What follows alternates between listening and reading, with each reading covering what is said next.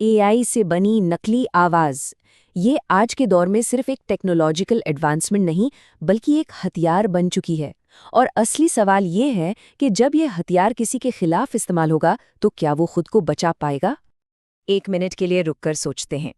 क्या कोई पूरे यकीन के साथ ये कह सकता है कि उसे एक असली इंसान और एआई से बनी आवाज के बीच का फर्क पता चल जाएगा? सुनने में जितना आसान लगता है ना, असल में ये उतना है नहीं। जरा सोचिए, आधी रात को फोन की घंटी बजती है। दूसरी तरफ से आपकी किसी बहुत करीबी की घबराई हुई आवाज आती है। वो कह रहा है कि वो बड़ी मुसीबत में है और उसे फौरन यूपीआई से पैसे चाहिए। आवाज इतनी असली है कि शक करने का कोई सवाल ही नहीं उठता। ऐसे में कोई क्या करेगा? यही वो खतरनाक सच्चाई है जिसका सामना आज हम सब कर रहे हैं। लेकिन जहाँ खतरा है वहीं उम्मीद भी है। और हमारे देश में ये उम्मीद है हमारे नौजवान इनोवेटर्स से। हाल ही में हुए इंडिया एआई इम्पैक्ट बिल्डाथॉन में देश के कोने कोने से आए टेक जवान इसी डिजिटल खतरे से लड़ने के लिए एक साथ मैदान में उतरे। देखिए, इसे सिर्फ एक कंपटीशन समझना बहुत बड़ी भूल होगी। ये तो डिजिटल धोखेबाजों के खिलाफ सीधी सीधी एक जंग का ऐलान था, जहां कोड और एल्गोरिदम को हथियार बनाकर आम इंसान की सुरक्षा के लिए एक ढाल तैयार की जा रही थी। तो सवाल ये है कि इन नौजवानों ने इस धोखे को पकड़ने के लिए क्या तरीके निकाले। उन्होंने सिर्फ एक नहीं बल्कि कई अलग अलग एंगल से इस प्रॉब्लम को टैकल किया। चलिए देखते हैं इनके 5 सबसे जबरदस्त आइडियाज। सबसे पहले बात करते हैं वॉइस स्प्लाइसिंग की। ये धोखेबाजों का सबसे शातिर तरीका है। वो अब क्या करते हैं कि एक ही फोन कॉल में कुछ हिस्सा असली इंसान की आवाज का रखते हैं और कुछ हिस्सा एआई से बनी आवाज का। इससे होता यह है कि कोई भी डिटेक्शन सिस्टम आसानी से धोखा खा जाता है। तो इस स्प्लाइसिंग से निपटने के लिए एक टीम ने चंकिंग मेथड निकाला। इसमें होता क्या है कि ये मॉडल पूरी ऑडियो क्लिप को छोटे छोटे टुकड़ों में मतलब चंक्स में तोड़ देता है। फिर ये हर एक टुकड़े की बारीकी से जांच करता है, ये पता लगाने के लिए कि बातचीत का कौन सा हिस्सा असली है और कहाँ एआई की मिलावट हुई है। कमाल है ना? अब आते हैं दूसरे तरीके पर जो 2 अलग अलग जरूरतों को पूरा करता है, स्पीड और एक्यूरेसी। एक टीम ने बनाया सिर्फ 2 MB का एक छोटा सा मॉडल जो 5 मिलीसेकंड के अंदर बता दे कि आवाज असली है या नकली। ये हम जैसे आम यूजर्स के लिए है। वहीं दूसरी टीम ने बैंकों के लिए एक हेवी सिस्टम बनाया जो थोड़ा टाइम तो लेता है लेकिन 98% तक सटीक रिजल्ट देता है। तो यहाँ चॉइस है कि हमें फौरन जवाब चाहिए या बिल्कुल पक्का जवाब। तीसरा तरीका तो टेक्नोलॉजी से ज्यादा ह्यूमन साइकोलॉजी पर बेस्ड है।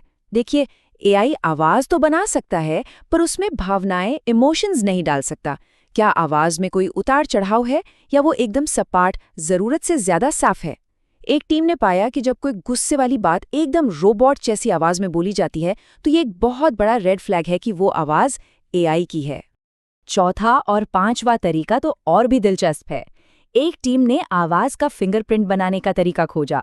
वो ऑडियो को एक तस्वीर में, जिसे स्पेक्ट्रोग्राम कहते हैं, उसमें बदल देते हैं।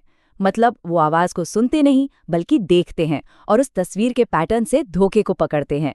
और एक और टीम ने बनाया ऑथेंटिसिटी स्कोर सिस्टम, जो 0 से 100 के स्केल पर बताता है कि कॉल में फ्रॉड का खतरा कितना ज्यादा है। ये सारे आइडियाज सुनने में तो बहुत शानदार लगते हैं, लेकिन जब इन्हें असल दुनिया में लागू करने की बात आई तो जजेस ने कुछ बहुत ही कड़े लेकिन जरूरी सवाल उठाए। क्योंकि एक लैब और असल दुनिया में जमीन आसमान का फर्क होता है। पहला और सबसे बड़ा सवाल था भारत के इंटरनेट को लेकर। एक जज ने सीधा पूछा, असली प्रॉब्लम ये है कि 90% भारतीय आज भी 2G और 3G पर हैं। आपका ये सोल्यूशन वहां कैसे काम करेगा? बात तो सही है, इतने भारी भरकम एआई एनालिसिस के लिए हाई स्पीड इंटरनेट चाहिए जो हमारे देश के ज्यादातर हिस्सों में अभी भी नहीं है।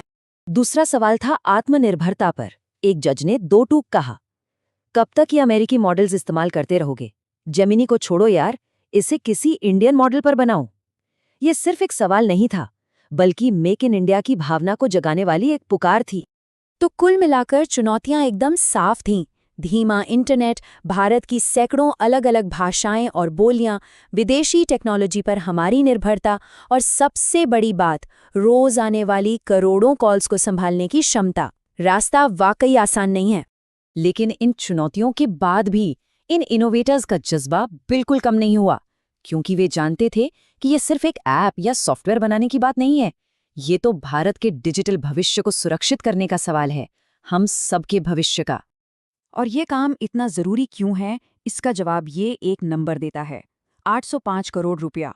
ये वो रकम है जो पिछले साल भारतीयों ने सिर्फ यूपीआई फ्रॉड में गंवाई।